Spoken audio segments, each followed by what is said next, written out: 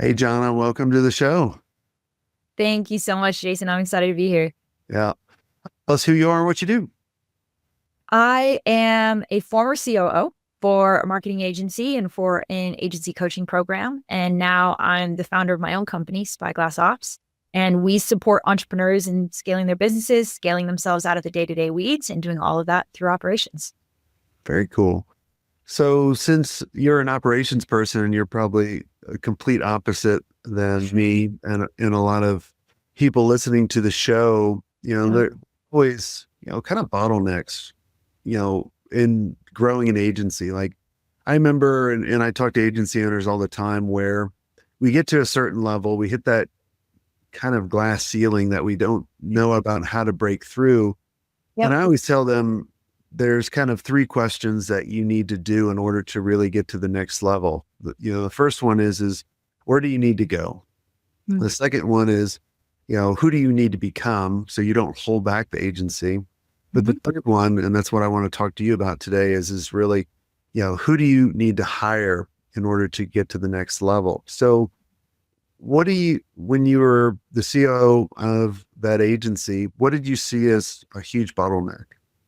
Yeah. No, I love those questions. I think that glass ceiling happens when we as founders have maxed out the growth that we can personally create, right? We have maxed out how hard we can work and how innovative and creative we can be and how much we can grow the business kind of single-handedly just by showing up and outworking every problem.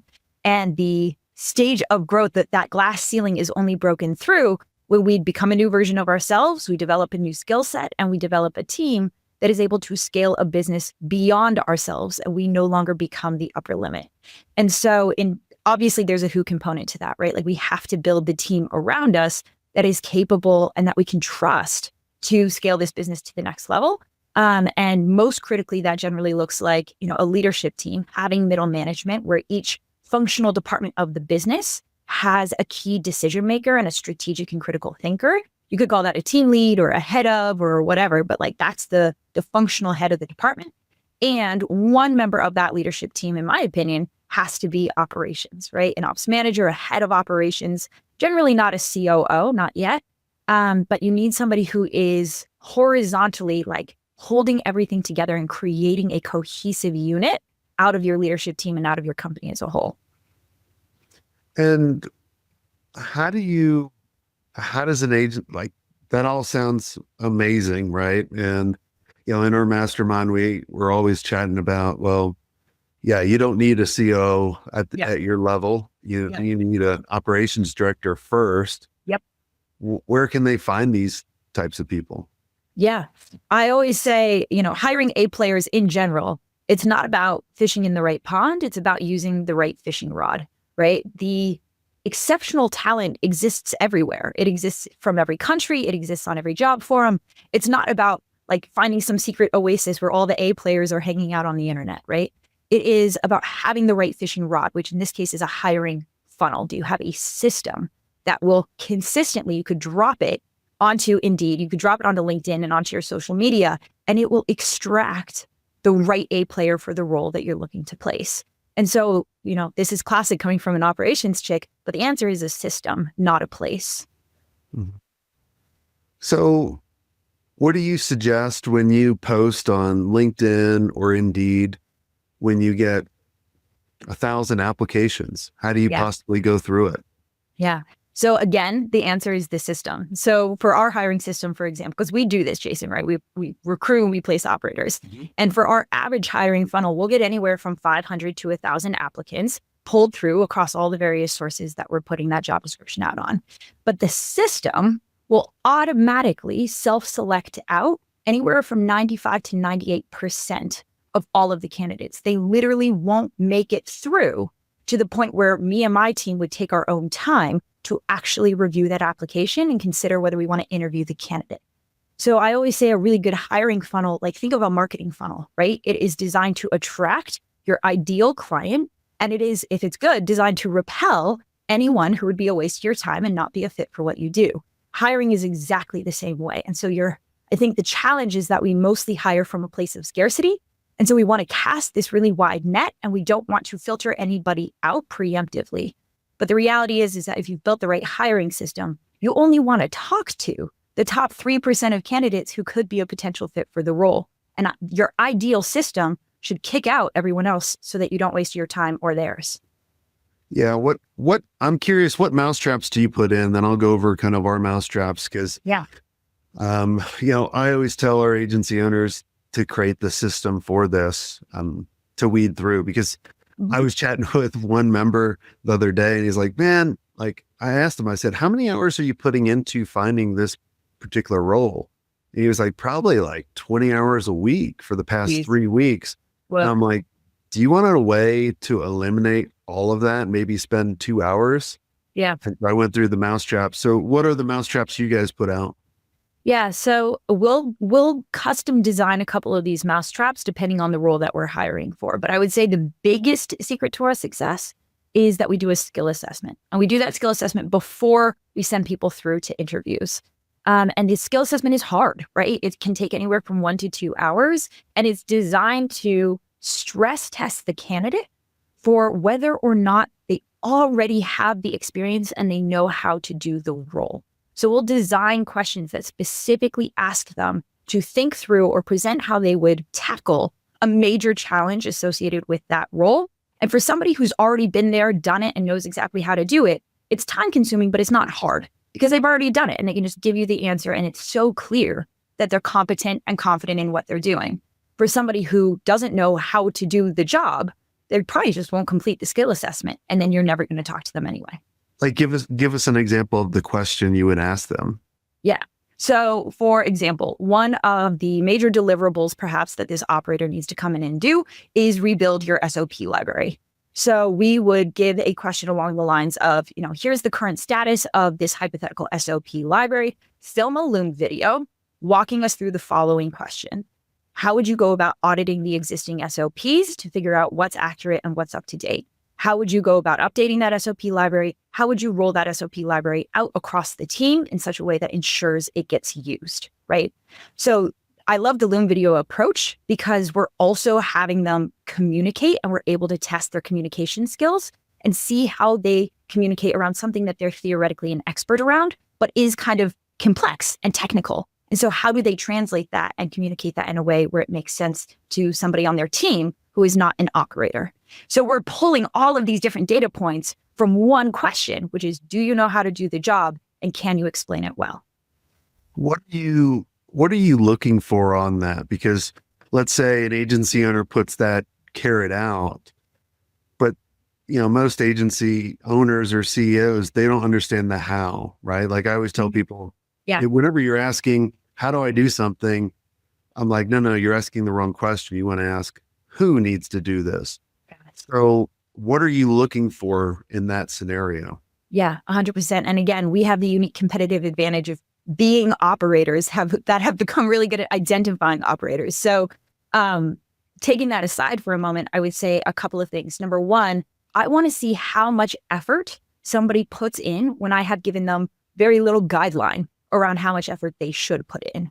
You'll have some people who submit a 2-minute Loom video. We've had people submit a 45-slide presentation and a 10-minute Loom video explaining it and breaking it down slide by slide, right? So A players over-deliver as a habit, and you will automatically be able to see how much effort somebody puts into something just by seeing, what's the robustness of the answer that they submit. So that's the first thing I'm looking for. The second thing, again, is like that confidence and that competence. Are they speaking from a place of experience because they've done this before and they know how it needs to be done? Or are they making it up, guessing? It becomes very clear. Again, if you're designing the question in a way where you theoretically know how to do an SOP library, then it becomes very obvious who has done that before versus who is making it up on the spot. Okay, cool. Yeah, one of the mousetraps we do even before then is we say at the very bottom, do not apply here. You must email us with this subject title, and you must send us a 4-minute video, under 4-minute video. So if they don't email us, they're gone. Right. If they don't do the subject line, they're gone. Right. If they go over the video or don't include the video, they're gone. Mm-hmm. The problem is you get, out of 1,000 applicants, you get maybe 5 people that actually listened and did everything.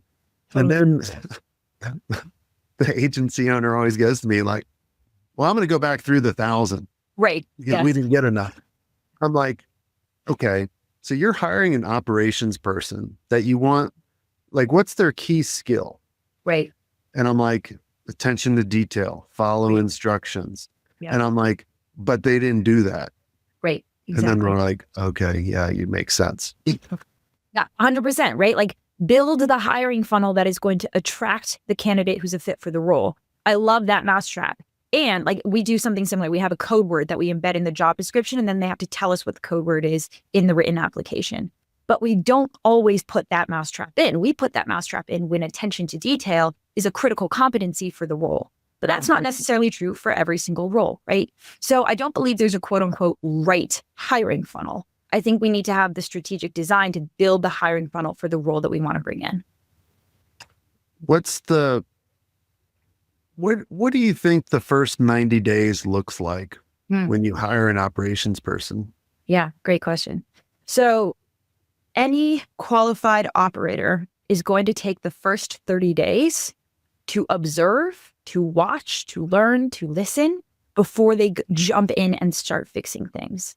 Because what operators understand is that what I'm seeing at the surface may not actually be the root cause issue at play. And if I jump in and I start tackling inefficiencies left and right where I see them, I might be missing the actual issue that is really happening here. And so that's frustrating from a founder's perspective because they're like, why isn't my operator doing anything, right? Like I want them to get to work. But the reality is like they need to familiarize themselves and do a bit of an audit on the company to understand what's really happening. And then I recommend every operator and every visionary at the week 2 mark. So they've had 2 weeks now to take a look around, have something called a success meeting.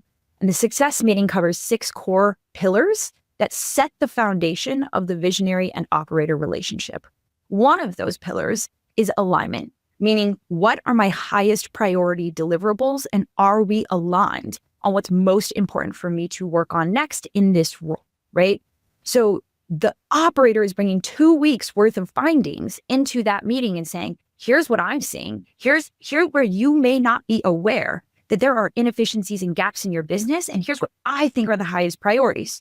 What do you think, right? And then the founder has the opportunity to say like, yes to that one. No, I don't think that's important. And I want to do this one. And here's why. And so you're able to find alignment with your operator that says, not only do I know that they know what they're talking about because they've done all this critical analysis, but I feel confident that they can execute these top 3 things in the next 90 days. And then I recommend as a founder, this is true for any role, have what does success look like at 30 days? Have that clearly defined. And then 90 days. So you should know and have that conversation with them. These are the milestones I expect you to hit within your first 3 months on the role so that we can know you're staying on track and that you are in fact the right person for the job. How much time does the CEO need to put into managing this ops person? That's a great question. I like to upfront my onboarding process. I know CEOs who are still, quote unquote, training and onboarding their operators 6 months later. And that to me is such a waste of time. Because think about it this way, any second you spend training is an investment into this person. You are spending your time and money to show up and train that person. They're not returning on that investment until they are up and running and fully functional in the role. They're not doing their job and doing the thing that you hired them for and bringing in the money that you're asking them to bring in until they're fully functional in the role. And so I onboard and I stress test my candidates with a 14-day boot camp. Again, this is true for any role. So in the first 14 days, I want them to get the 80-20 of the training that they need so that they can start returning on the investment of that training and of their salary. So I give it 2 weeks before they're actually functional and starting to do the role. And then of course, they'll continue to grow and get better over, the coming weeks. But in terms of time invested, I'm making myself available every single day for a minimum of 30 minutes during that first 2-week period. So that again, as they're analyzing and auditing and learning, they've got a consistent touch point with me to ask any questions where they may be confused or they want to run something by me. What do you think the number one thing an operator should do for the CEO? The number one thing an operator should do for the CEO is optimize the CEO as the most valuable resource within the business. Meaning, how is the CEO spending their time? How are they spending their energy? How are they time blocking their calendars so that they have time for deep think and creative work? The CEO, us founders, are the most valuable resource. And we undervalue ourselves consistently when we show up in the day-to-day weeds doing things in the business that are way below the value of our time and energy. And we are costing our business money when we spend our time there versus spending it on our highest value work. And so I teach our operators how to do a time audit on their CEO in the first 30 days. Let's audit this founder's time, see where it's going towards low value tasks and activities, and build a game plan to get this person out of the day-to-day weeds because it's not where they should be anymore. The biggest thing I always look for when I hire an operator is how much time am I getting back? Exactly. And I'm not, and a lot of times too, especially a lot of you listening, sometimes it's not all about hiring an operator right off the bat. It's about hiring a VA just to get rid of all your $10 tasks. I always tell everybody, I'm like, when's the last time you audited your calendar? Like if you literally took a screenshot of your calendar from the past 2 weeks and then look at it and then highlight it, green or red, red drained the shit out of me. Yep. Yeah. I'll be like, well, should you have been in that meeting? Right. What can you delegate? And really kind of start there. Cause I always looked at a great operator is they're going to do the things that, like, I don't want to manage anybody. Horrible fucking manager. Truth be told, but I think most CEOs and leaders are horrible at managing because we expect people to do their job. And, we will give you the vision and you go operate. My biggest thing is I don't want to demotivate anybody. If I have to motivate someone, I'm like, fuck, I can find someone better, faster, and cheaper. You're gone. Like I always know within a month or even under a month if someone's going to work out or not. I'm just like, are you saving me time? Are you great for the business? Are you driving new ideas and executing and all of that? Like those are the things that I always look for. But it took me so long because I was like, if I was at 5 people, I need a COO.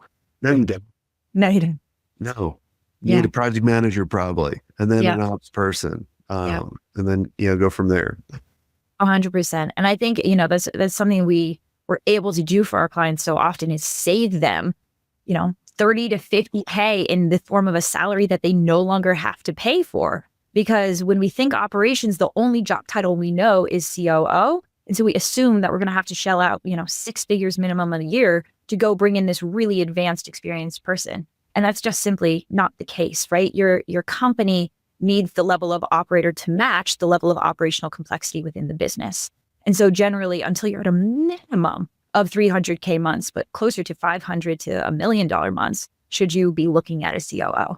Oh, that's awesome. Well, this has been a lot of fun, having you on the show. And for everyone listening, make sure you check them out and make sure you guys subscribe, share out the episode. And if you guys want to be around other amazing agency CEOs that can see the things you might not be able to see or give you ideas that you can go execute so you become the better version of yourself, so you're not holding back your agency and you get new ideas, make sure you go to agencymastery.io, check us out. And until next time, have a swank day.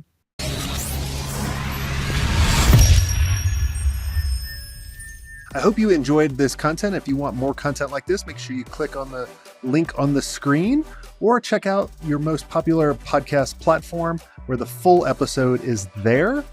And until next time, have a swank day. What are you doing? Go check it out.